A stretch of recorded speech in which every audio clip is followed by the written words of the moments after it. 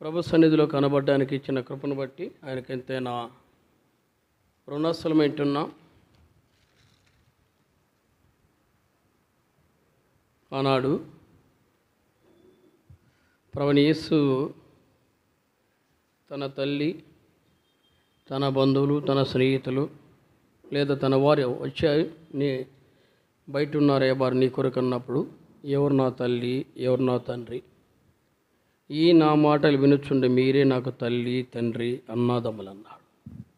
అంటే దేవుని మాట వినే ధన్యత దేవుడు మనకిస్తున్నాడు అంటే అది ఎంతో శ్రేష్టమైన అనుభూతం.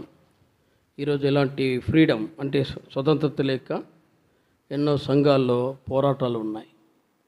ఎప్పుడేం జరుగుతుందో తెలియని పరిస్థితి. కానీ దేవుడు కృప చూపి సాఫీగా దేవుని సన్నిధిని అనుభవించడానికి ధన్యతిస్తూ వచ్చా. వాక్యం విషయాల్లో కూడా దేవుని కృపను బట్టి ఆయా సందర్భాల్లో యోగ్యులైన వారిని, బలహీనైన వారిని ప్రభు వాడుకుంటూ వస్తున్నాడు. దీన్ని బట్టి ఇది మా వల్ల, పరిచయ వల్ల ప్రభు మహింపరచబడాలి తప్ప ఇందులో మేమేమీ గొప్పవారమని కాదు, మీకంటే నా వరకైనా గొప్పవాని మనకు కాదు. కొన్ని విషయాల్లో అందుకే మోసే లాంటి వ్యక్తి నేను నత్తివాడును అన్నాడు. చదివిన వ్యక్తుల్లో మనకు తెలుసు, పాత నిబంధనలు మోసే, కొత్త నిబంధనలు పౌలు. మిగతా వారు లేరని కాదు, ఆయన కంటే వారికంటే ఎక్కువ చదివిన వారు కారు. అలాంటి వ్యక్తి నేను నత్తివాడును అన్నాడు. రెండవది అంటాడు మాట మాంద్యం, అంటే పరిపూర్ణంగా మాట్లాడలేని వాడును అన్నాడు. వారికంటే గొప్పవారం కాదు. అయినా ప్రభుని బట్టి సందర్భాల్లో నిలబడినప్పుడు కొన్ని మిస్టేక్, కొన్ని సందర్భాల్లో స్పష్టంగా చదవలేని పరిస్థితి నాలో కూడా ఉన్నాయి. నన్ను కూడా ఒకసారి మీరు అర్థం చేసుకోవాలి, ఏదైనా పొరపాట్లు ఉంటే మన్నించాలి. సరే, బలలో పాలు పొందుకొనుపు. యోహాను సువార్త 15వ అధ్యాయం, యోహాను సువార్త 15వ అధ్యాయం 16వ వచనం కలిసి చదవమండి. మీరు నన్ను ఏర్పరచుకొనలేదు, మీరు నా పేరిట తండ్రిని ఏమడుగుదరో అది ఆయన మీకు అనుగ్రహించినట్లు మీరు వెళ్ళి ఫలించుటకును మీ ఫలం నిలిచిండుటకును నేను మిమ్మల్ని ఏర్పరచుకొని నియమించితిని. ఈ రోజుల్లో క్రైస్తవ జీవితం అనేది చాలా కొన్ని సందర్భాల్లో మరి నేను కొన్ని వింటూ ఉంటాను. ఈ రోజుల్లో పూర్తిగా టఫ్ ఉన్న దినాలు ఉన్నాయి. అలాంటి పరిస్థితి ఎలాంటి దినాల్లో వస్తున్నామంటే అలాంటి దినాల్లో ఉన్నాయి. ఈ రోజుల్లో దేవుని సేవకులే దేవుని సేవను వదులుకొని లోకల్ కలిసిపోయి మీదే కరెక్టు అన్న రోజులు కూడా ఉన్నాయి. అంటే లోకంతో కలిసిపోయి లోక సంబంధమైన వ్యక్తి లెక్క ఆలోచనలకు అనుసరించి దానికి వారు కూడా అలా అప్పచెప్పిన పరిస్థితులు ఉన్నాయి. అలాంటి దినాల మధ్య మనం దేవుని సన్నిధిలో కనబడుతున్నాం. ఎవరిని ఆయన ఏర్పాటు చేసుకుంటూ వస్తాడు. ఇది శిష్యులు కూడా ప్రభు అయిన యేసు వారు దినాల్లో వారికి అర్థమయ్యేది.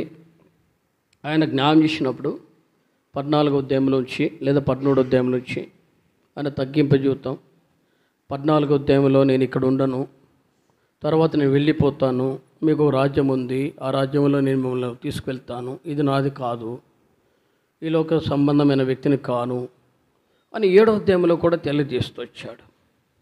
ఇవన్నీ వారి జీవితాల్లో ఎవరి వారము, మేము ఏమిటి అనేది ఆ రోజుల్లో శిష్యులైనా ఇంకా మిగతా వ్యక్తులైనా దాన్ని గమనించవలసిన వారు. అందుకంటాడు 16 మీరు నన్ను ఏర్పరచుకొని లేదు అన్నాడు. ఎవరిని ఏర్పాటు చేసుకుంటాడు? అందుకే రెండో మాట అంటాడు, మీరు నా పేరిట తండ్రిని ఏమడుగుదరో ఆయన మీకు అనుగ్రహించినట్లు మీరు వెళ్ళి ఫలించుటకును మీ ఫలం నిలిచింటకును నేను మిమ్మల్ని ఏర్పరచుకొని నియమించితిని. 2 అర్థాలు వస్తాయి. అది యోహాను సువార్త 14వ అధ్యాయం 13-14 వచ్చిన చదవండి. యోహాను సువార్త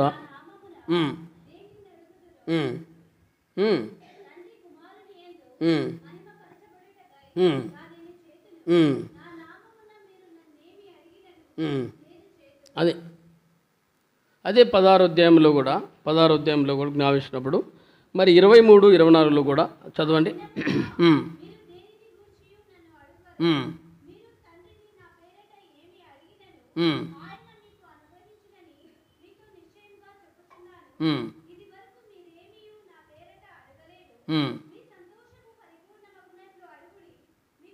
ఇది మన జీవితంలో ఎక్కువగా ఆలోచించేది. సపోజ్ పేతురు ఉన్నాడు, అపోస్తలుల 3వ అధ్యాయంలో వాళ్ళు శృంగారమైన దేవాలయంలోనికి వెళ్ళారు. వెళితే పేతురు దగ్గరికి వచ్చి ఒక కుంటివాడు ఆ విషయంలో అడిగినప్పుడు కూడా ఆయన ఒక మాట అంటాడు. 3వ అధ్యాయం 4వ వచనం చదవండి.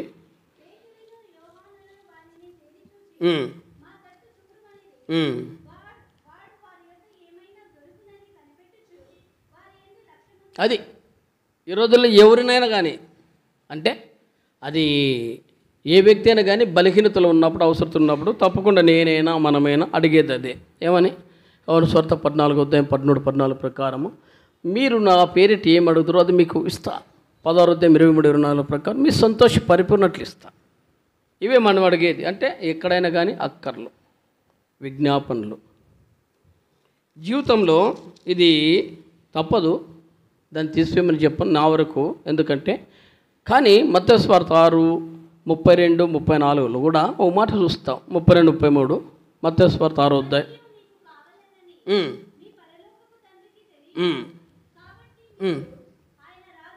ఇవన్నీ మీకు కావాలని మీ పరలోక తండ్రికి తెలియను. కానీ కొన్ని విషయాల్లో పోరాటాలు వచ్చినప్పుడు నేను కూడా ఎక్కువగా ఈ మధ్య ప్రార్థనలు ఎక్కువ కనిపెడుతున్నాం. పరిస్థితి చాలా ఎడముగా కనపడినప్పుడు కొన్ని సందర్భాల్లో కళ్ళు నీళ్ళు వస్తాయి, బాధలు వస్తాయి. కొన్ని సందర్భాల్లో కూడా ఎందుకు నేను వెంబడించాం మా బతికింతేనా అన్న జీవితాలు కూడా వస్తాయి. అలాంటి తరుణంలో కూడా ప్రభు విశ్వాసములు సన్నగిలినట్లు మనమేం వెనుకపోం, కానీ ప్రభుత్వం పోరాడుతూ వస్తాం, ప్రభుత్వం నిలబడుతూ వస్తాం, లేదా ప్రభులో సాగుతూ వస్తాం. ప్రభు కృప చూపుతూ వస్తాడు. ఇప్పుడు మనం చూసిన ప్రకారం సామెతలు 38:9 ప్రకారం ఆనాటి దినానికి ఆనాటికి దేవుడు తప్పకుండా ఇస్తూస్తాడు. ఏమీ తక్కువ కాకుండా చూస్తూ వస్తాడు. ఇది మాత్రం తప్పదు, కంపల్సరీగా ఇస్తాడు. కానీ విశ్వాసంలో తప్పకుండా ఆయన పైన ఆధారపడాలి. మత్తయి సువార్త 21:22 ఒక మాట రాబడింది. మత్తయి సువార్త 21వ అధ్యాయం 21-22.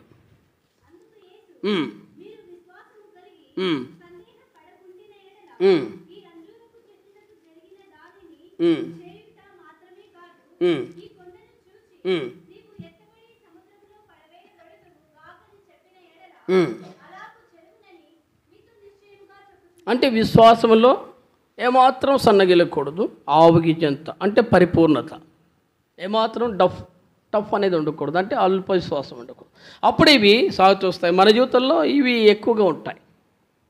అంటే నా ఉద్దేశం అంటే ఎవరైనా ఏం చేస్తారు? మత్తయి యోహాను సువార్త 16, 13, 14 ప్రకారము, 16, 23, 24 ప్రకారం, మొదటి యోహాను పత్రిక 5, 13, 14, 15 ప్రకారం అడుగుతూ వస్తాం. మత్తయి 7, 7, 8 ప్రకారం అడుగుతూ వస్తాం, తడుతూ వస్తాం. తప్పదు, దీనికే మన ప్రభువుని వెంబడిస్తూ వస్తాం. కానీ ప్రభువు మాట అంటాడు. యోహాను సువార్త 15వ అధ్యాయం 16వ వచనంలో అంటాడు, మీరు నన్ను ఏర్పరచుకోలేదు, మీరు నా పేరిట తండ్రిని ఏమడుగుదరో అది ఆయన మీకు అనుగ్రహించినట్లు మీరు వెళ్ళి ఫలించాలి. ఇది ఈ రోజుల్లో ఈ మాట కొద్దిగా క్రాస్ అవుతాయి. అంటే మన ఆలోచనలకు ఆయన ఆలోచనలకు వేరవుతాయి, మన ఆలోచనలకు ఆయన ఆలోచనలకు వేరవుతాయి. అంటే ఆయన ఆలోచనలు ఇవి ఏమిటే? ఆయన తలంపులు, ఆయన ఆలోచనలు ఏమిటి? ఎందుకంటాడు మీరు ఫలించాలి, మీ ఫలం నిలిచి ఉండాలి. ప్రభు ఒక వ్యక్తిని ఫలించాలన్నప్పుడు ఆ వ్యక్తి యొక్క విశ్వాస సంబంధ జీవితంలో కొన్ని మనం చూస్తే మొట్టమొదటిది సాక్ష్యం. వారి జీవితంలో మొదటిది ప్రభులో ఎక్కడైనా కానీ కనబడేటప్పుడు వారి జీవితాల్లో ప్రభు యొక్క ఏర్పాట్లో ఉండాలి.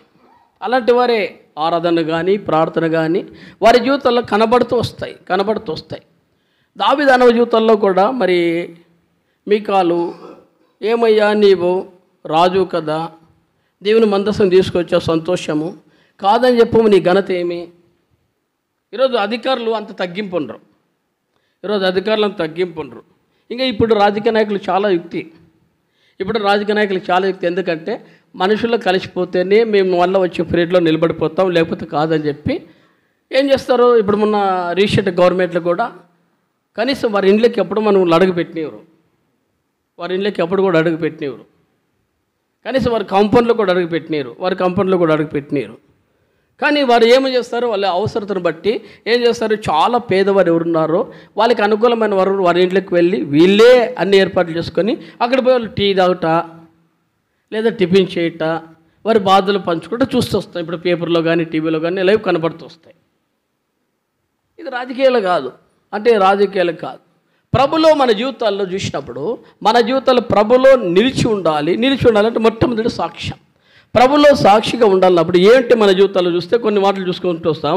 చూడండి, మార్క్స్ వార్త 8వ అధ్యాయం 4, మత్తయి వార్త మొదటిగా మత్తయి వార్త 8వ అధ్యాయం 3-4 విషయాలు. మత్తయి వార్త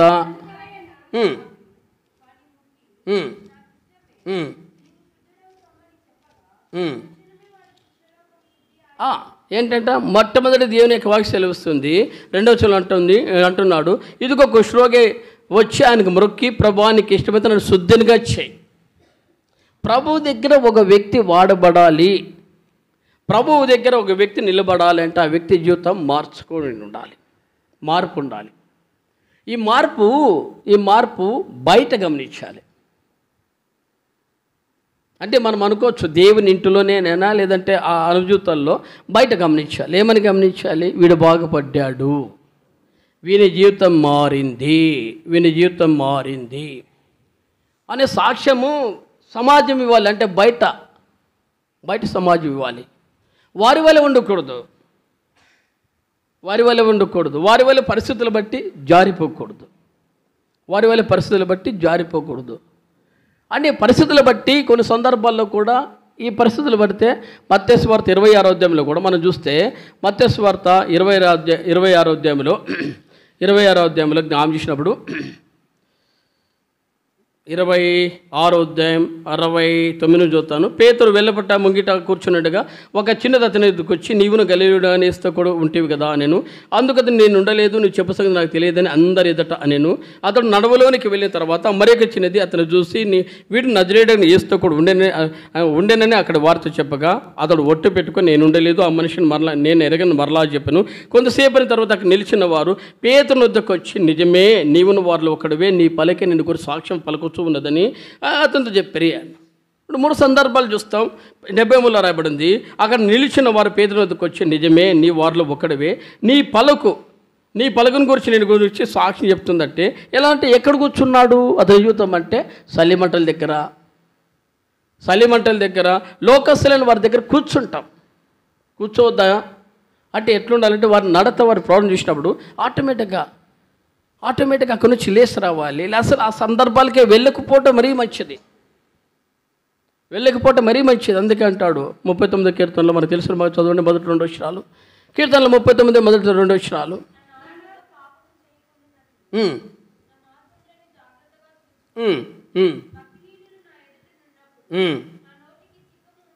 ఏంటంటే నా మార్గంని జాగ్రత్తగా చూసుకుంటా. ఏంటి మన జీవితాల్లో జాగ్రత్త అనేది ప్రాముఖ్యం. నేను భక్తుల దగ్గర ఉన్నానా, పాపాతుల దగ్గర ఉన్నానా, ఏడ కూర్చుంటాం, వారితో కూర్చుంటే వారి యొక్క అడుగుజడలు వస్తాయి, వారి యొక్క ఆలోచనలు వస్తాయి. హేళనకరం జీవితం ఇది లోతు కుటుంబంలో కూడా కనపడే దౌర్భాగ్యమానికి అదొక మెట్టు. ఎందుకంటే వారితో కలిసిపోయాడు, వారితో నిలిచిపోయాడు, పీఠం వేసుకున్నాడు. ఆదికాండం 19వ అధ్యాయం అంతా అది కనబడేది. ఆడ నివాసాలు ఏర్పాటు చేసుకున్నాడు, వారితోనే కలిసిపోయాడు, వారితోనే నిలిచిపోయాడు. వారి పిల్లలు కాబోయే అల్లాన్లు కానీ ఏమాత్రం దేవుని యొక్క వాక్యానికి తావిలేదు, లోతుకు తావిలేదు. అన్ని సందర్భాలు జరుగుతున్నా కూడా బయటికి రాని స్థితి. ఒక పక్క దేవుని యొక్క వాక్యము తెలియజేశారు, ఒక పక్క అప్పటికే అద్భుతం జరిగి ఆయిల్నంతా కూడా వారు దొమ్మికి దోసుకోకపోతే దేవుడే దాన్ని వారు తప్పించాడు. ఇన్ని పరిస్థితులు జరుగుతున్నా బయటికి రాలేకపోయారు. కారణం ఏంటంటే ఆ దిగజారి స్థితికి దిగజారిపోయారు.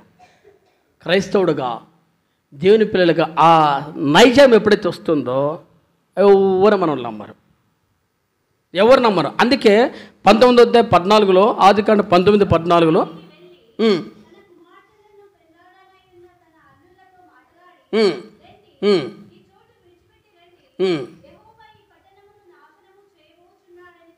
చెప్పాను. అంటే ఏంటంటే అతని వాక్యానికి కానీ, అతని మాటకి కానీ, అతని సాక్ష్యానికి కానీ విలువ లేదు. అతని మాటకి కానీ, అతని వాక్యానికి కానీ, అతని సాక్ష్యానికి కానీ విలువ లేదు. కారణం ఏమి? పరిస్థితి దిగజారినప్పుడు ఎవడో నమ్మడు.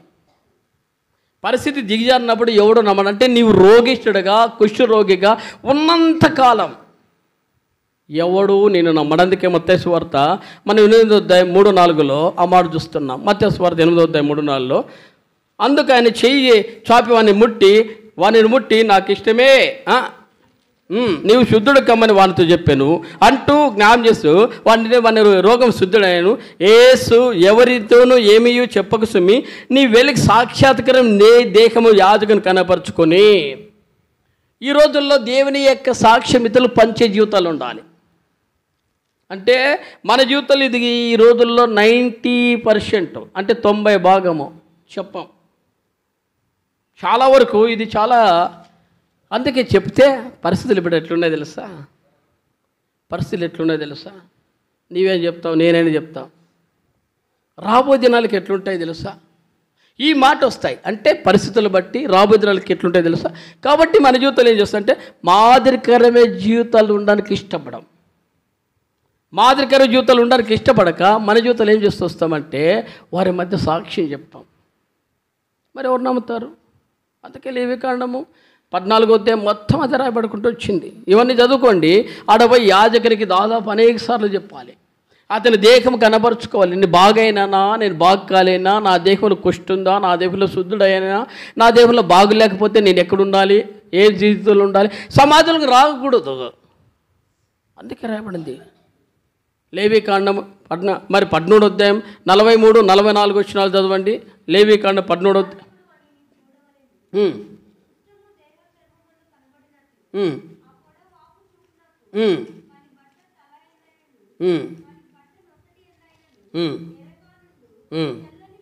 ఇవన్నీ ఇంకా 45-46 అంటాడు. ఆ పొడుగల కుష్ఠరోగి వసలు చెంచివేయలను, వాడు తల విరబోసుకుని వలను, వాడు తన పైపెదనికి కప్పుకొని అప్పితుడై బిగ్గరగా పలకవలను.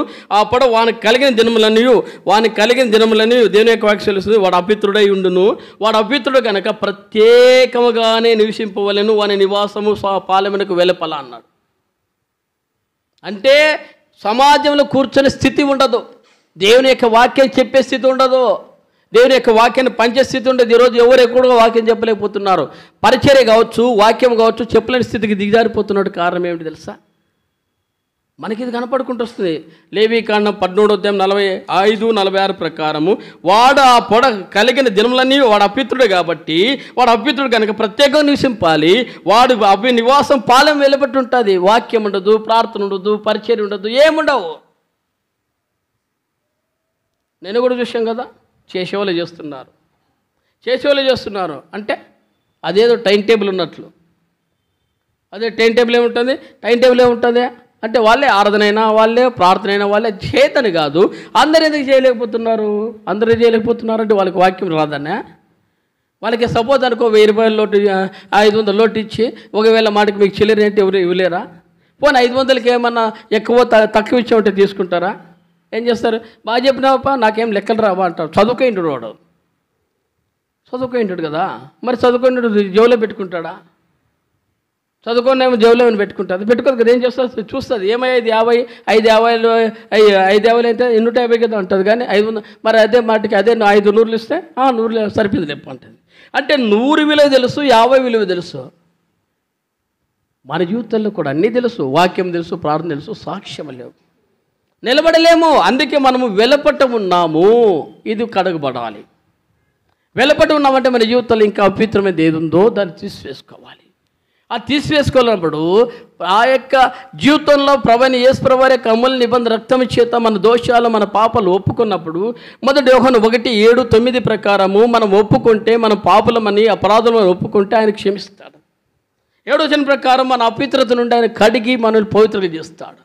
యేసు రక్తం ప్రతి పాపను కడుగును అని రాయబడింది, పవిత్రంగా చేస్తుంది. కాబట్టి మనం పవిత్రమైన జీవితంలో ఉంటాం. ఇది మొదటిది, కడగబడాలి. ఇంకా కడగబడలేదా? యవనంలో ఉన్నా, వృద్ధాపంలో ఉన్నా, వయసులో ఉన్నా, జీవితంలో ఇంకా కడగబడకపోతే ఈ మధ్యాహ్న వేళ ప్రభు అడుగుది ఏంటంటే ఎన్ని రోజులకి దేవుని యొక్క వాక్యము అందుతూనే ఉంది కదా. సమయమైనక దేవుని యొక్క దాసులు, దేవుని పరిచారకులు వారి పరిస్థితి ఎట్లున్న దేవుని యొక్క వాక్యం అందిస్తున్నా కదా, నీవెందుకు మార్పు చెందలేదు? అందుకంటాడు హెజ్కేలు గ్రంథం 18వ అధ్యాయంలో దేవుని యొక్క వాక్యం సెలవుస్తుంది. హెజ్కేలు గ్రంథం 18వ అధ్యాయంలో అనేక సార్లు దేవుని యొక్క వాక్యం సెలవిచ్చినప్పుడు దేవుడు జ్ఞాపం చేస్తున్నప్పుడు జ్ఞాపం చేస్తా అంటాడు. 3-4 విషయాలు కూడా చదవండి.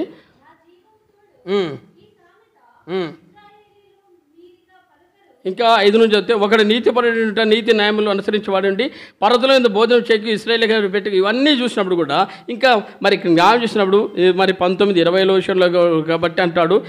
మరి 19 అంటాడు, మీరు మీ కుమారుడు తన తండ్రి ఇక దోపశిక్షను ఏలబరి ఇవన్నీ చెప్పినప్పుడు పాపం చేయబడి మరణం నందును అంటూ ఇంకా 33వ అధ్యాయంలో ఎక్కువగా చెప్పాడు. హెజ్కేలు గ్రంథం 33వ అధ్యాయంలో 6-7 రాయబడుకుంది.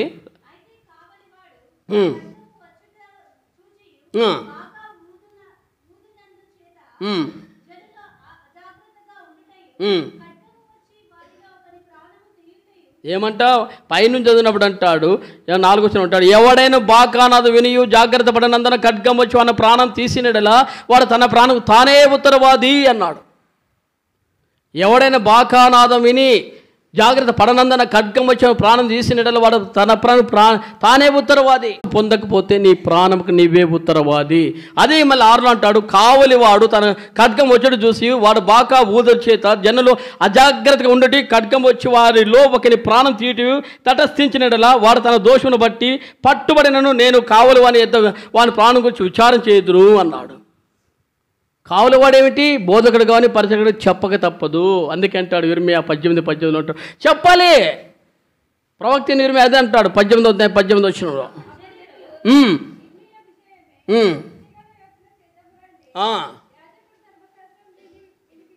యాజకుడు ధర్మశాస్త్రం వినిపింపక మానడు, జ్ఞాని యోచన లేకున్నాడు, ప్రవక్త వాక్యం చెప్పక మానడు. చెప్తారు వాళ్ళు. చెప్పకపోతే హెజ్కేలు 33:6 ప్రకారం ఉత్తరవాదులమవుతాం. మరి నువ్వు మార్పు పొందావా? నెంబర్ 1, మార్పు పొందకపోతే రక్షణ పొందాలి, పాపక్షేమం పొందాలి. ఇది మొదటి మాట. రెండవ మాట, ప్రభువునకు మరి ఎలాంటి వారుగా ఉండాలంటే పరిచారకులుగా ఉండాలి. రక్షణ మార్పు పొందినవాడు పనివాడుగా ఉండాలి.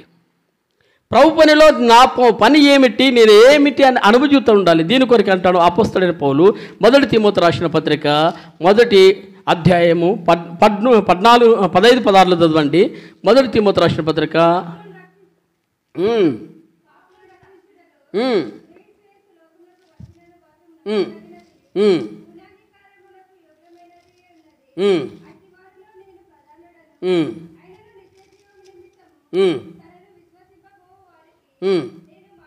ఎలాంటి వాడు అంటాడు, అయ్యా క్రీస్తు యేసు పాపలు రక్షించడానికి వచ్చిన వాక్యం నమ్మదగింది, పూర్ణాంగీకరణ వివేకమై ఉన్నది, అట్టి వారిలో ప్రధానుడును. అంటే ప్రతి వ్యక్తి పాపియే. కానీ 16 అంటాడు, ఆయనను నిత్య జీవ నిమిత్తం తనను విశ్వసించుబో వారికి నేను మాదిరిగా ఉండేలాగా యేసు క్రీస్తు తన పూర్ణమైన దీర్ఘశాంతం ప్రధాన పాపిని నా యందు కనపరిచినట్లు నేను కనికరింపబడితేని అన్నాడు. అంటే ఏంటంట ఇక్కడ అంటాడు, యేసు క్రీస్తు మాదిరిగా తను విశ్వసించబో వారికి నేను మాదిరిగా అంటే సాక్ష్యం ఇచ్చేవాడిగా ఉండాలి. ఈ రోజుల్లో మన జీవితాల్లో ఎలాంటి వాడు? ఆయన పని చేయవారిగా ఉండాలి. ఆయన యొక్క మాదిరికరమైన జీవితం.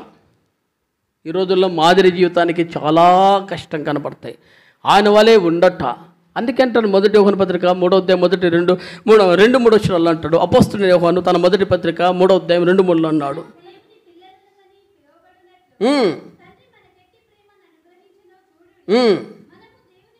మనము దేవుని పిల్లలమే,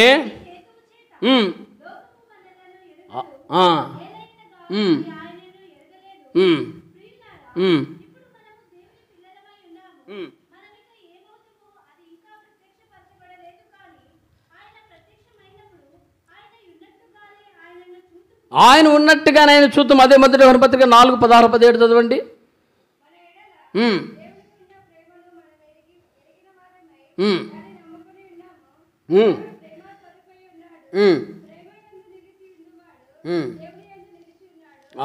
ఆ మాట కాదు, ఇంకొక మాట కూడా అదే 1 యోహాను పత్రికలో 4వ అధ్యాయంలో జ్ఞాపించినప్పుడు 17 తీర్పు దినమందు మనకు ధైర్యం కలిగినట్లు దీనివల్ల ప్రేమ పరిపూర్ణమైనది ఏలనగా ఆయన ఎట్టివాడై ఉన్నాడు, మనం కూడా ఈ లోకంలో అట్టివారై ఉండాలి. ఈ లోకంలో మనం అట్టివారుగా అంటే ఆయన వలే.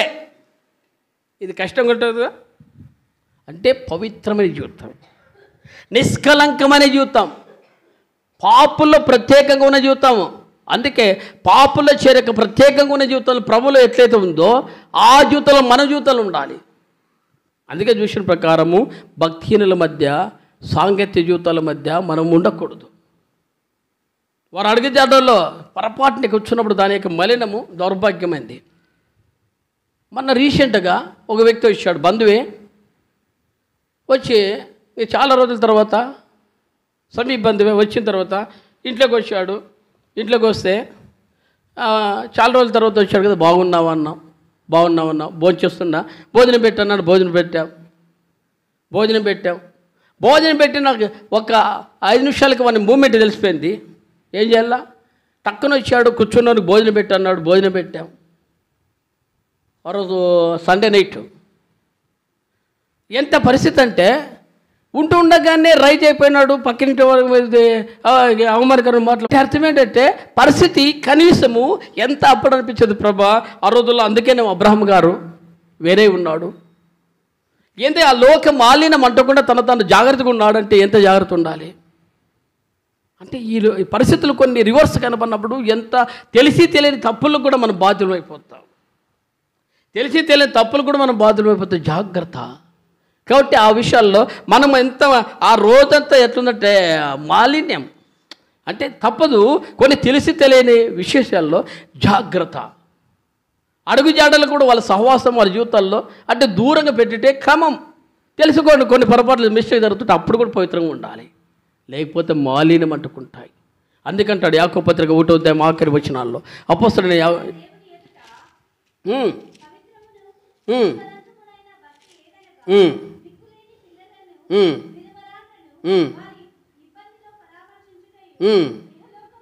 ఇహలోక మాలిన్యం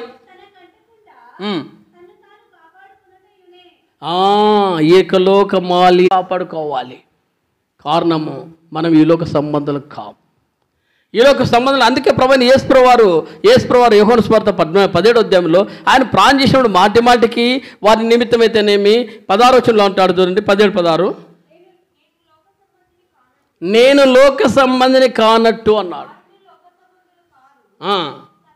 ఇవి ఏమంటున్నాడు, నేను లోక సంబంధిని కాను అంటే ప్రభు లోక సంబంధి కాడు. కాబట్టి మనము లోకము యొక్క అడుగుజాడులో మన జీవితాల్లో ఎంత మాత్రం ఉండకూడదు. అంటే మన జీవితాలు ఏంటంటే ప్రభువునకు సాక్షిగా ఉండాలి, ప్రభు ఆయన ఎరిగిన వారిగా ఆయనకు చూపేవారిగా ఉండాలి, ప్రభువు యొక్క అనుభవ జీవితాల్లో సాక్షులుగా ఉండాలి. ఈ అనుభవ జీవితాలు జ్ఞాపించినప్పుడు ఇక్కడ అంటాడు ఎలాంటి వారిగా ఉంటున్నాడంటే 17వ అధ్యాయంలో 16లో అంటాడు నేను లోక సంబంధిని కాను అన్నాడు. పోనీ 7వ అధ్యాయం 7వ చదవండి, యోహాను సువార్త 7:7 అపోస్తుడ ప్రభువైన యేసుప్రభువారు యోహాను సువార్త 7వ అధ్యాయం 7వ వచనంలో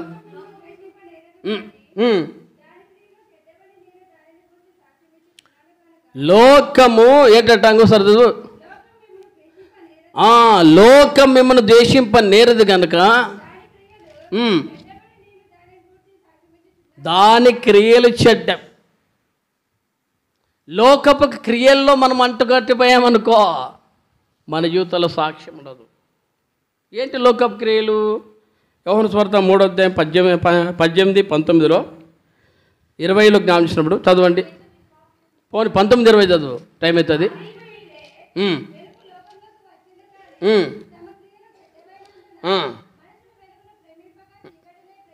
ఏంటంటే తమ క్రియలు ఏంటంటే దేవుని యొక్క ఆ వెలుగు ఇదే, ఆ వెలుగులో ఆ తీర్పు ఇదే, వెలుగు లోకంలోకి వచ్చింది కానీ తమ క్రియలు చెడ్డమైనందున కదా.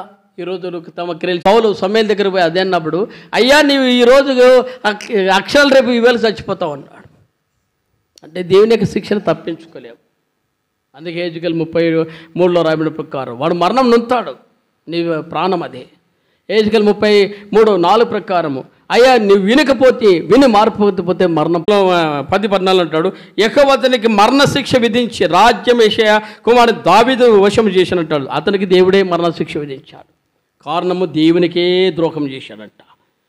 ఆయన దృష్టి ఎదుట ద్రోహం చేసినందుకును, అంటే మార్పు పొందిన జీవితం, తర్వాత భ్రష్టమైన జీవితం, అందును బట్టి పశ్చాత్తాపం లేదు. మొదటి యోహాను సువార్త 3:19 ప్రకారం వాడు వెలుగునొద్దకు రాడు, తన క్రియలు చెడ్డమైనదిన వాడు వెలుగునొద్దకు రాడు. 20 వచ్చిన చదవండి, యోహాను సువార్త 3:20.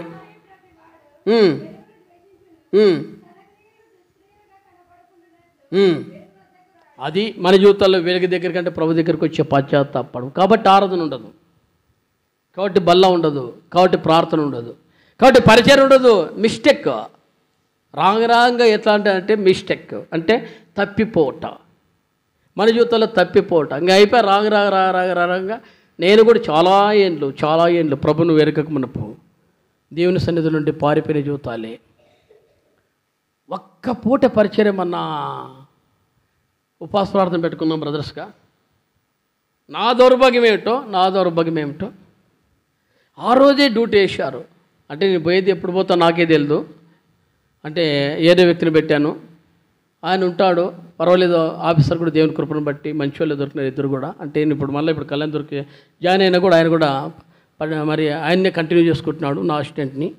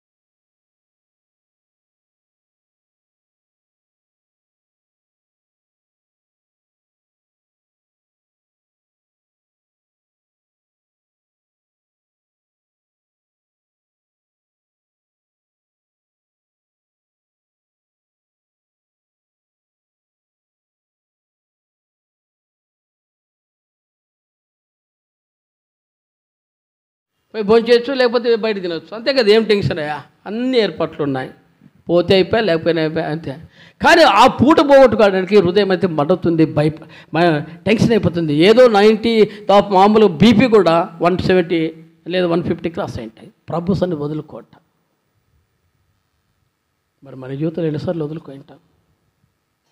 మన జీవితంలో ఎన్నిసార్లు వదులుకుంటాం? ఏ పరిచర్య అయినా 90% తప్పదు అంటే ఎక్స్క్యూజ్ అనేది ఉండాలి. అది కూడా 4 ఒప్పుకుంటే ఒప్పుకోవాలి. రెండోది, మన బంధువుల దగ్గరికి వెళ్ళినప్పుడు చెప్పక తప్పదు కొన్ని విషయాలు. నేనే చాలాసార్లు బంధువులకి ఏ కార్యాలకి సండే వెళ్ళను, కానీ తప్పదు అంటే వెళ్ళాను. నువ్వు రాకపోతే ప్రోగ్రాం నిలబడిపోతుందయ్యా అన్న. నువ్వు రాకపోతే ప్రోగ్రాం నిలబడిపోతుంది. సరే, నా కొరకు ఎందుకులని ఇలా ఆరాధన చూసుకొని వెళ్ళాను. సరే, వెళ్ళిన తర్వాత ఇంటికి వస్తే సంజయ్ చెప్పాలి పిల్లలకు కూడా, ఇంటికి వస్తే సంజయ్ చెప్పాలి పిల్లలకు కూడా, బంధువులు కూడా సంజయ్ చెప్పాలి. ఏం చెప్పాలి అంటే ఇవన్నీ ఏంటంటే ప్రభు పనిలో ఒక్క పూట తప్పడానికి మా మనసు ఒప్పుకోదు. అంటే నష్టమైనా సరే 20,000 రూపాయల వరకు నెలకి ఖర్చు అవుతుంది నాకు ఒక అసిస్టెంట్కి పెట్టింటే. పరిస్థితి ఎట్లున్నాయి తెలుసా? జీరో లెవెల్లో నడుస్తుంటాయి నావి. మీకు అది అర్థం కాదు. జీరో లెవెల్లో నడుస్తుంటాయి. 10 ఏళ్ళ కిందటే ఇంట్లో వాళ్ళు అడిగారు, నువ్వు సరెండర్ చేయి, మేము చూసుకుంటా అని. నేను నక్కుంటూ పోయాను. అన్ని పరిస్థితుల్లో అంటే ఈరోజు ఎట్లుంటో తెలియదు, ఈరోజు జరిగే ప్రోగ్రాం ఎట్లుంటో తెలియదు ఖర్చుల్లో. అయినా సరే ప్రభు పనులు ఒక్కరోజు మిస్టేక్ కాబట్టి దేవుని పనికి నష్టమైనా సరే ప్రభు పనికి చేసి వస్తాం. ప్రభు పని సమర్పించుకుంటూ వస్తాం. ఒకరోజు పోయి ఒకరోజు రామంటే కూడా ఎవడు పట్టించుకోడు. ఒకరోజు లేదంటే లీవులు దండుకున్నాయి, వాడుకుంటే 2 రోజులు వాడుకుంటాం. ఆ లీవులు ఉండనుకొని దాన్ని వాడుకుంటారు. రేపు భవిష్యత్తు ఎట్లా అదొక భయం. ఇంకా అదో సర్వీస్ ఉంది కదా, పొరపాటు జరిగితే మైనస్లోనికి పోతే అంటే లాస్ అప్ అయిపోతే కుటుంబ కష్టం. అంటే ఎప్పుడు చెప్పలేదు ఇవన్నీ చూస్తున్నాం. కానీ ప్రభు పనిలో నష్టదారుకుడు దేవుని కృపను బట్టి దేవుడు కాపాడుతూ వచ్చాడు. కానీ ప్రభు పనులు ఒక్కరోజు మిస్టేక్ కావాలంటే మీకు ఎట్లా నిద్రపోతారు నాకు అర్థం. కానీ మరి మన జీవితాల్లో ఎలా ఉంటుంది అది తెలియదు. కానీ మీకైతే ఆత్మను చంపుకుంటున్నారు. మొదటి తెస్సలోనికపత్రిక 5:15-17 ప్రకారం మీకు ఇష్టం, మేమేం చేయగలము. దేవుని సేవకుడు అన్నాడు విక్టోరియా తిమోతి గారు, వీళ్ళు చంపుకున్నారన్నా మీరు వాళ్ళకు ప్రాణం చేయడం వేస్ట్ అన్నాడు ఆ రోజుల్లో. నేను కూడా చేయటం వేస్ట్ అన్నాడు. అలాంటి జీవితానికి దిగజారిపోకూడదు. అది సాక్ష్యం కాదు. ఈ మధ్యాహ్న పెళ్ళి ఎట్లుంటున్నావు, నీ జీవితం ఏ రీతిగా ఉంటుంది ప్రభులో? ఎక్కడైనా కానీ ఆ మార్కుకు తగ్గట్టు ప్రభులో. నాకైతే మా బంధువులు ఉన్నారు, వాడే గొడ్డోడా 6 మంది పిల్లలు ఉన్నారు, ఇంకా వాని కార్యాలు ఎవడు చేస్తాడంట అన్నాడు. సమీప బంధువు వాడు గొడ్డోడా, మాకు తెలియదా, మేము దేవుని నమ్ముకోలేదా, మేము పోమా అన్నారు. ఏం చేయాలి? అన్నీ భరించాలి. పరిచర్కి ఎవరినో ఏర్పాటు చేసుకోవచ్చు కదా. కానీ ప్రభు పనిలో ఒక్క పూట మిస్టేక్ కావాలంటే మరి మీ జీవితాలు ఎట్లుంటున్నాయో, మీ అంతరాత్మ ఎలా నెమ్మది పొందుతుందో. కాబట్టి ప్రభులో బలహీనతలు ఒప్పుకోవాలి, దాన్ని సరి చేసుకుంటారు. ప్రభా నీ పనిలో నన్ను నేను అర్పించుకుంటా. 2 తిమోతి 4:6 అదే మాట అంటాడు, నన్ను నేను అర్పించుకుంటా. చదవండి 2 తిమోతి రాసిన పత్రిక 4:6. అది పానార్పు నేను అర్పించుకుంటా. ఇంక నేను కాను. గలతీ 2:20 ప్రకారం నేను కాను అనేది రావాలి. ఇది ఉంటేనే క్రైస్తవుడు అవుతావు, ఇది ఉంటేనే పరిచారకుడు అవుతావు, ఇది ఉంటేనే విశ్వాసత. ఇవేమి లేకుండా నాకు నేనేగా సరెండర్ అయిపోయి బలహీనతలు తావిస్తే నీకంటే ఆత్మ వార్పుకున్నాడు ఎవడయ్యా.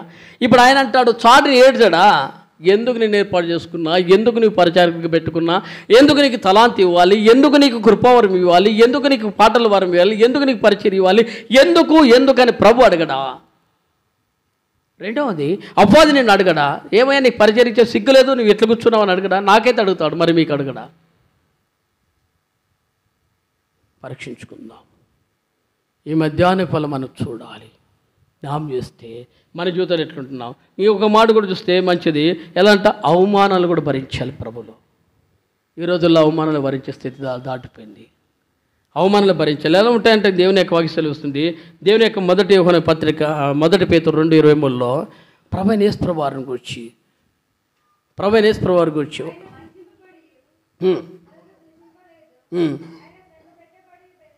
ఆయన దూషింపబడి బదులు దూషింపలేదు. ప్రభులో కుటుంబాల్లో కలతలు వస్తాయి. ఎట్లాగా ఒక సందర్భాలు అడుగుతావు, సార్ నీ జీవితంలో దుఃఖాలు ఉండవా? ఎవరికి లేవు? ఎవరికి లేవండి? ఏబుకి లేవా? ఏబుకి లేవా? ఏబుకి లేవా? ఆయన అంటారు 2:9 నీవు అన్ని మూర్ఖురాలు మాట్లాడు.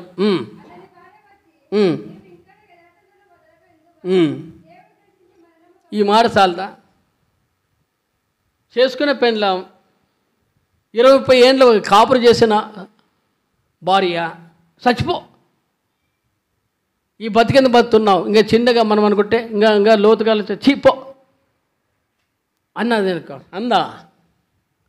ఈ రోజులు యోగ్యురాలైన వ్యక్తి ఎవరో, యోగ్యుడైన భర్త ఎవడో ఎదిగితే కూడా దొరకనంత రోజులకు వచ్చేసాయి. కారణం ఎంత? అన్ని అనుకూలతలు ఉంటేనే.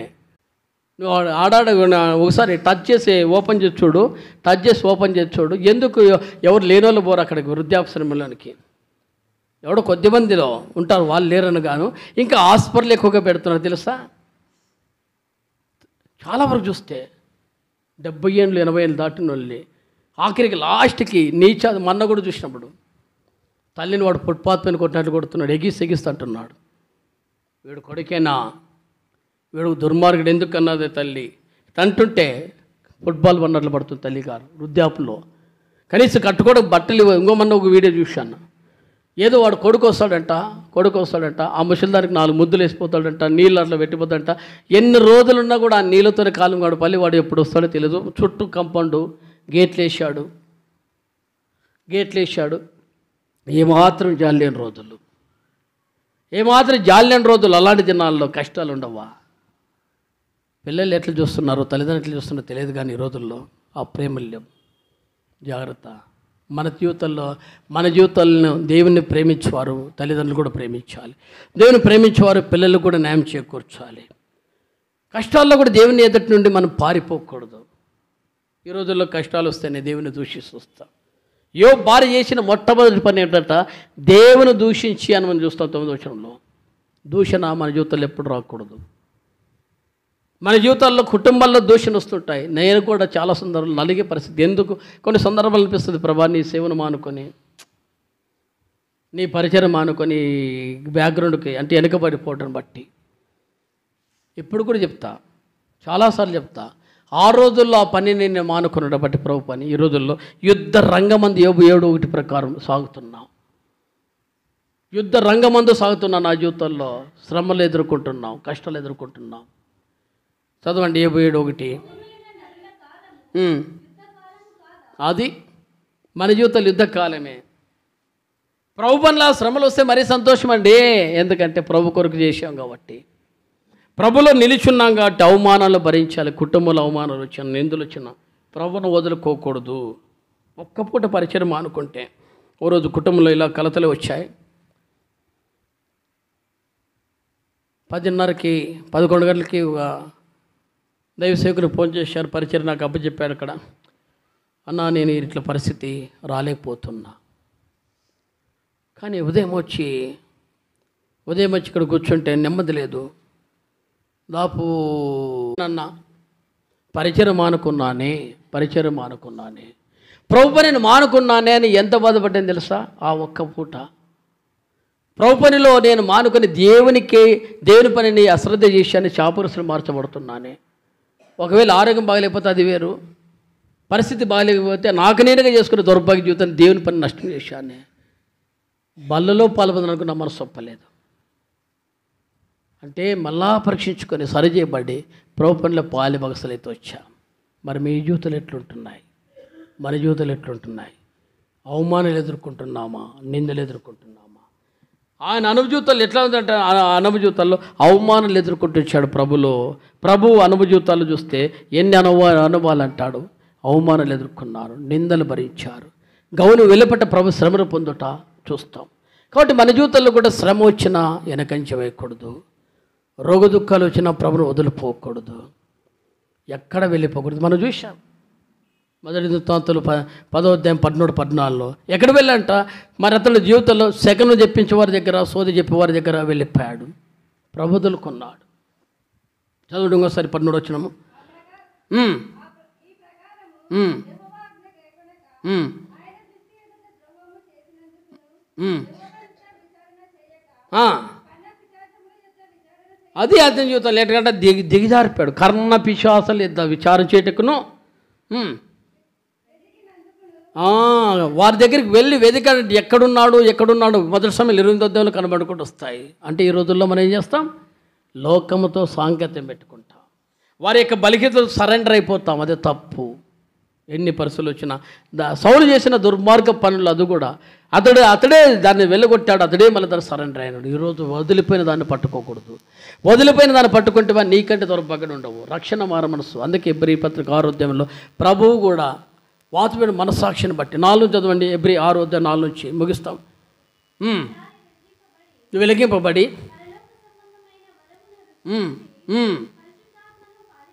పరిశుద్ధాత్మలు పాలివారై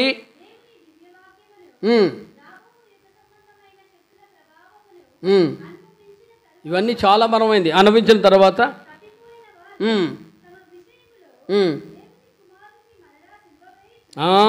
దేవుని కుమారుని మళ్ళా సిలువేయచ్చు. ఎవరినంటే అవమానపరిచేది? ప్రభుని అవమానపరుస్తున్నాం. మనం లోకంలో బహాటంగా ప్రభుని అవమానపరుస్తున్నాం. ప్రభు యొక్క నిందను భరించేవారు కాము, ప్రభు యొక్క శ్రమలు అనుభవించేవారు కాము. అది తప్పు.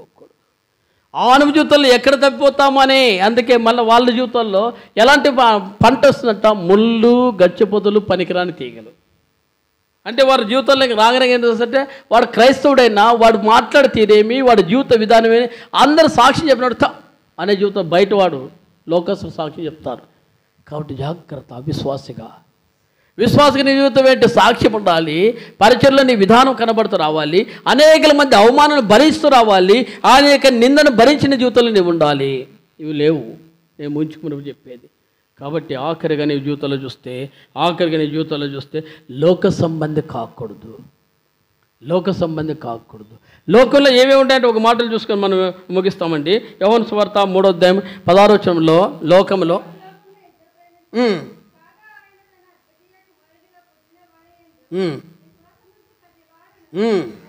నశించుచున్న లోకం ఏంటంటే నాశనం ఉంది. దానికి అడుగుజాడలు ఎప్పుడు కూడా దాన్ని ఎప్పుడు చూస్తుంటే కంపు, దాని అడుగుజాడలు బురద. మీకు 7:10 ప్రకారం బురద. దాని యొక్క అడుగుజాడలు కీర్తన 42:3 కీర్తన 40 మొదటి 2 వచనాల ప్రకారము అది దిగ్జారే స్థితి. ఉబిలాంటిది ఇది. లోకం ఉబిలాంటిది. దిగిపోతాం, బయటికి రాలేము. నాశనము. రెండవ మాట దేవుని యొక్క వాక్యం సెలవుస్తుంది. యోహాను సువార్త 3వ అధ్యాయం 17వ వచనంలో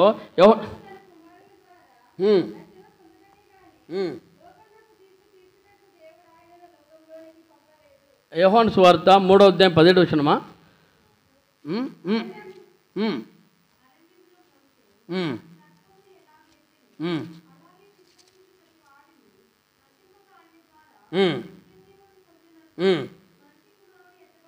ఏంటంటే నశించే లోకం ఇది. నాశనం ఉంది. ఏంటంటే దేవుని యొక్క వాక్యం తెలుస్తుంది. ఏంటంటే తన కుమారుడు రక్షణ పొందిన లోకములు తీర్పు తీర్చు దేవుడు ఆయన లోకంలోకి పంపిన ఆయన విశ్వసించే వారు తీర్పు తీర్చబడదు అంటూ దేవుని వాక్యం తెలుస్తుంది. నశించే జీవితం. లోకంలో నాశనం ఉంది, నశించుతుంది. ఇంకొక మాట కూడా చూస్తే యోహాను సువార్త 7:7లో కూడా చూసిన ప్రకారము 7:7లో కూడా రాయబడింది. ఇది చెడ్డది లోకం. లోకంలో ఉన్నవన్నీ క్రియలని చెడ్డవే. అన్ని క్రియలు చెడ్డవే. ఆ క్రియల నుండి విడిపించబడాలి. ఆ క్రియలు పాలుబాడు ఉండకూడదు. ఏ జీవితంలో ఉంటే ప్రత్యేకత ఉంటాయి. దాంట్లో అమర్చబడ్డావనుకో లోకముతో, ఆ లోక సంబంధ జీవితంలో అమర్చబడ్డావనుకో ఇంకా నీవు లోక సంబంధంగా ఉంటావు.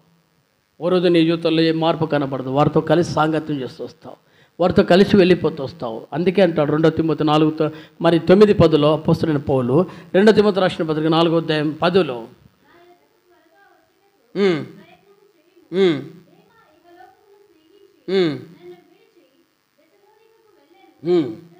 ఏంటంటే ఏమా నన్ను విడిచి తెస్సలోనికి వెళ్ళి, తెస్సలోనికి లోకం అంటే విగ్రహారాధన, లోక సంబంధి. ఈ క్రైస్తవులుగా ఈ రోజుల్లో వాటికి సరెండర్ అయిపోతున్న పరిస్థితులు కనపడతాయి. ఎన్ని కుటుంబాలు చెప్పగలమండి? చెప్పలేము. బయటికి కొన్ని కుటుంబాల్లో విగ్రహారాధన కూడా అమర్చుకున్నారు. విగ్రహారాధికులుగా మార్చబడిన కుటుంబాలు కూడా చూస్తున్నాం. మార్చబడని జీవితాలు ఏంటంటే ఇంకా వాళ్ళ దేవుని నిలువదలు పెట్టి పండుగలని ఆచారాలని విగ్రహాలని దేవర్లని సిగ్గుగా ఉంటుందా? భర్త పిలిచాడంట, భార్య దేవుడికి ఎట్లా వెళ్తుంది? అర్థమేమి? ఈడేం బలలో పాల్పొందుతుంది, ఆరాధన చేస్తుంది, బలలో పాల్పొందుతుంది, ఆరాధన చేస్తుంది. మళ్ళీ వాళ్ళ పోయి దేవర్లు కూడా వెళ్ళిన వారి గురించి కూడా కొన్ని విషయాలు విన్నాం. అంటే ఇది చాలా తప్పు. ఎవరు చేయాలి అంటే విగ్రహారాధికులుగా ఉంటున్నాం. విగ్రహానికి బలిచ్చి వాటి తినే జీవితాలకు వచ్చాం. వారితో కలిసిపోతున్న జీవితం. ఎందుకంటే బిడ్డ అల్లుడు పిలిచాడని, అంటే బిడ్డ మొగుడు పిలిచాడని, భర్త పిలిచాడని వారు మరి వెళ్ళకపోతే కుటుంబాల కలతలు వస్తాయని ఒకసారి రెండుసార్లు ఇష్టరుక వాళ్ళకి వాక్యం చెప్పు. ఇదయ్యా వాక్యం ఎట్లుంది, విగ్రహారాధన చేయకూడదని రాయబడింది, విగ్రహారాధికులుగా ఉండకూడదని రాయబడింది, బలిచ్చిన వాడు తినకూడదని రాయబడింది, దాన్ని ముట్టకూడదని రాయబడింది అని చెప్పు. 2-3 సార్లు చెప్పు. నిష్ఠురమవుతావా? పర్వాలేదులే. 2 సార్లు 3 సార్లు అలాగే చేయి, వానికి ప్రార్థన చేయి. దేవుడు ఏదో ఒక రోజు సంధిస్తాడు. దేవుడు ఏ రోజు వారిని ప్రభు దగ్గర తీసుకొస్తాడు. అది మార్పు. నీ వల్ల కలిసిపోతే ఇంకా వాడైతే అవ. కాబట్టి ఈ రోజుల్లో చేసేవాళ్ళు కూడా కొన్ని సందర్భాలు ఇప్పుడు కూడా విన్నాను, వాళ్ళు అక్కడ బట్టలు కూడా పెడతారంట. అంటే వాళ్ళు పిలిచిన వాళ్ళు, వీళ్ళకి అన్నీ వస్తాయి, అకామిడేషన్ అన్నీ ఏర్పడిపోతాయి. కాబట్టి కుటుంబాలు కలిసి ఉంటుంది, పండుగ వాతావరణం ఉంటుందండి. ఇవన్నీ తప్పు. కాబట్టి లోక సంబంధం కాకూడదు. ఈ అనుభవ జీవితంలో లోకంలో ఉన్న వాటన్నిటిని మనం ప్రేమిస్తున్నామా? మనం అలాంటి జీవితాలు ఇంకో మాట చూస్తాం. యోహాను సువార్త 8:44లో 8:44 ముగిస్తున్నా. 8:44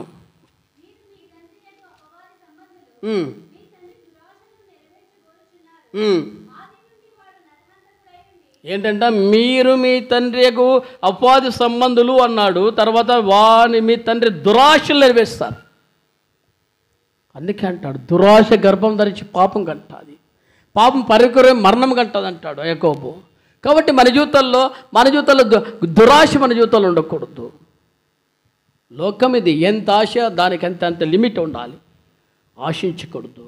ప్రభులో మన జీవితాలు ఇంతే ఉండాలి, స్వార్థం ఉండకూడదు. ఈరోజు ఎందుకు కొద్దిమంది ఫ్లాట్లు సరెండర్ చేస్తున్నారు కదా? ఒక వ్యక్తి చెప్పాడు, ఏం బ్రదరు ఈ మీద ఫ్లాట్లు మానుకున్నామంటే, అన్న విశ్వాసకి తగదు కదా అన్న. మరి అంతకుముందు ఎందుకు పెట్టమంటే, ఏం చేస్తావు, నా కుటుంబ పరిస్థితులు పట్టిపోయాన్న.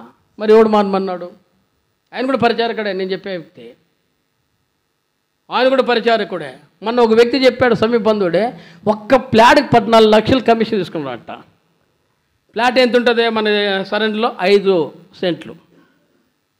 5 సెంట్లు అంటే 40x60 గజాలు. 40x60 గజాలు. 40x60 గజాలకి వాడు కమిషన్ తీసుకుని తెలుసా? 14 లక్షలు. లోకల్ గుంటకల్లోనే, పేరుతో చెప్పగలను. చెప్తే ఆశ్చర్యనిపించింది. ఎవరిని అమ్మ రిటైర్డ్ అయితే కూడా మాకు రావు కదా అనుకున్నాం. ఎన్నేళ్ళు సర్వీస్ చేస్తే మున్సిపాలిటీలో మన ఎవరు అడిగంటే రైల్వేలో సార్ రిటైర్డ్ అయితే ఎంత సార్ 25-30 lakhs అన్ని వాడు పెట్టుకుంటే వాళ్ళనే టాప్ ర్యాంకర్ కదా. ఏమొచ్చా ఏసీగులు లేదా? అవగాయన అన్నాడు, ఏం సార్ ఏసీగులు లేదా? ఏం చేస్తామండి, సంసారం అనే దాగరంలో దిగిపోయినామండి అంటే, ఏం సార్ మీకంటే వాడు మేలు కదా. ఫ్లాట్ల వ్యాపారాలు విశ్వాసులకి తగనా? ఏం చేస్తామండి, బోత్ సైడ్ ఆదాయం వస్తాయి, 2 పక్కల ఆదాయాలు వస్తాయి. నమ్మకంగా దానికి ఎంత ఉంటుందని చెప్పి వాళ్ళతో తీసుకునే దమ్ముంది నీకు. ఒకసారి ఒక సేవకుని అదే అడిగావు, ఏం సార్ మీరు ఆ వ్యక్తికి అలా ప్రాణం చేశారు అన్నా గారు అంటే, ఆయన చెప్పాడన్న సంఘ పెద్ద ఏం చెప్పాడంట, ఆయనకి ఏంటైనా ఉంగరం పెట్టాడంట. ఒకడు ఉంగరం పెట్టాడు. సార్ ఆ ఉంగరం ఎట్లా వచ్చిందని అడిగాం. అయ్యా నాకు ప్రజెంటేషన్ ఇచ్చారన్నాం. అంటే గిఫ్ట్ ఇచ్చాడు. ఏంటి గిఫ్ట్ ఇచ్చాడు అన్నాం. మ్యాప్ వేసి ఇచ్చాడంట. మ్యాప్ వేస్తే జీతం మీరా, ఇంజనీర్ కదా, రైల్వే డిపార్ట్మెంట్ వాళ్ళు జీతం ఇస్తారు. పోనీ ఏం చేస్తావు సార్? పోనీ ఆయన అడుగుదామే, ఆయన ఇచ్చినోన్ని. ఆ ఉంగరానికి ఎంత? ఆ రోజుల్లో 7,000. మేము చెప్పే రోజులకి 7,000. అది ఈ రోజులకైతే కనీసం ఇంటూ 2 వేసుకోవచ్చు, లేదా కనీసం 10 వేసుకోవచ్చు, అంటే 70,000. అలాంటి ఉంగరం ఇచ్చాడు పాపం ఆ రోజుల్లోనే. అంటే నేను చెప్పేది 2000 సంవత్సరాల మధ్యలో జరిగిన చరిత్ర, 20-25 ఏళ్ళ కిందట. అది అప్పటికే ఇచ్చాడు. ఆయన అడిగితే ఆయన అంటాడు, పోనీ ఇప్పుడు ఆయన అడుగుదామా, ఇచ్చున్నా నువ్వు ఉంగరం ఇచ్చున్నా అడుగుదామా, ఏం సార్ 7,000 రూపాయలు నువ్వు ఇచ్చావంటే ఆయన ఏం చేస్తుంటారు, ఆ వ్యక్తి ఇవ్వలేకపోతుంటే నీ తప్పదు, ఎన్ని రోజులు తిరుగుదు, వాడు అడిగాడండి అంటాడు, వాడు అంటాడు తప్పకుండా. జాగ్రత్త సుమా, ఎవడు కూడా విశ్వాసిగా వ్యాపార సంస్థలు దిగకూడదు, లంచ్ కొట్టి కాకూడదు. అందుకంటాడు బాప్తిస్మ యోహాను, నీకు ఎంత ఇస్తే అంతే తీసుకున్నాడు, లేకపోతే మీరు తీసుకోవడం కాదు, నా లెవెల్కి నేను తీసుకొని చెప్పడం, ఒక సంతకాన్ని నేను చేసే సంతకానికి ఇట్లా అంటే ఇస్తారు. కానీ వద్దు, మాకే లెక్క, మాకే మైనస్ లెక్కలు పోతాయి అని అంటే ఏంటంటే ప్రభు పనిలో సాక్షులుగా ఉండాలి. ఇలాంటి వ్యక్తులు కూడా పరిచారకులేనైనా ఈ రోజుల్లో, అలాంటి వ్యక్తులు కూడా పరిచారకులు, టాప్ ర్యాంకర్ పరిచారకులు మళ్ళీ వాళ్ళు కదా. ఇలా చెప్పుకుంటూ పోతే సంవత్సరాలు అంటే వారు ఎట్లా సంపాదించావు ఒక వ్యక్తిని బట్టి చెప్తే వాడు చెప్తున్నా కదా, నాకంటే టాప్ ర్యాంకర్లు ఉన్నారు ఈరోజు. అంటే ఏసీ కార్లు తిరుగుతున్నారు, ఏసీ డన్లాప్ బెడ్లు పెట్టుకున్నారు, ఐకాస్ట్ ఇల్లు కట్టుకుంటూ వచ్చారు. కానీ మోసము దగ్గర మన జీవితంలో ఉండకూడదు, అన్యాయసరి మనకు ఉండకూడదు, ప్రవేద టీమి తక్కదు, ఇవన్నీ రావు, గుర్తుపెట్టుకోవాలి. కాబట్టి నువ్వు ఎట్లుంటున్నావు, ఎలాంటి దౌర్భాగ్యాలు ఉన్నావు, నాశనమైన గోతిలో ఉంటున్నావా? యోహాను సువార్త 8:44 ప్రకారం 80 జీవితాల్లో ఉన్నారంట. అందుకంటాడు అదంటే 8:44 అంటాడు. యోహాను సువార్త 8:44లో జ్ఞాపకం ప్రకారము దురాశ ఉండకూడదు మన జీవితాల్లో. ఉన్నాయా? ఉంటే ఈ మధ్యాహ్నం వేళ తీసేసుకో, ఒక్కడున్నా సారి. మోసం దగ్గరకు విశ్వాసిగా నీకొద్దు. నేను కూడా చాలాసార్లు ప్లాట్లు ఇద్దరు ముగ్గురు చెప్పాను, కానీ వద్దు నైనా స్వామి, మీ ఇష్టమైతే తీసుకుపోండి, లేకపోతే వద్దు. ఇంకా చాలామంది చెప్పారు, సార్ మీరు మాతో కలిసి అంటే మీకు లింకులు ఎక్కువ కదా అన్నారు. వద్దు నైనా స్వామి, అది వద్దు, ఏదో అయిపోయింది, ఆ రిటైర్డ్ అయిపోతే ఏదో వచ్చే పింఛన్తో ఉన్న అప్పులు కట్టుకొని వచ్చే పింఛన్తో సాఫీగా తాగుతాం అనుకున్నాం. అదొకటి. రెండోది, పిల్లలు భవిష్యత్తు ఉంది, వారికి ఒకటి సేఫ్టీ చేసి పలానోడు పలానా రకం సేఫ్టీ చేసిపోయాడు అంటే అది చాలు తండ్రి, ఇవన్నీ మనకు అవసరం లేదు అన్నాం. ఓపెన్ చెప్తున్నా, ప్రభులో నీ సాక్ష్యం కావాలి ఎక్కడ పోయినా. కాబట్టి 80 జీవితం ఒక్కొక్క మాట చూసుకొని యోహాను సువార్త 14 మరి ఏంటంటే 17 వచనం చదవండి, ఆఖరిగా 14 అధ్యాయం 17 వచనం.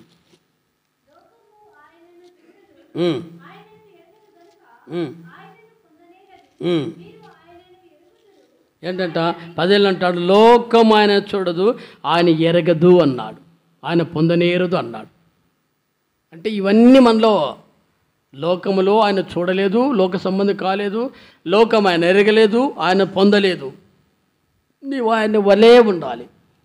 మొదటి యోహాను పత్రిక 4:17 ప్రకారం, మొదటి యోహాను పత్రిక మరి 3:2-3 ప్రకారం ఆయన పోలి నడచాలి. అప్పుడు ఈ విశ్వాసంలో వస్తాయి.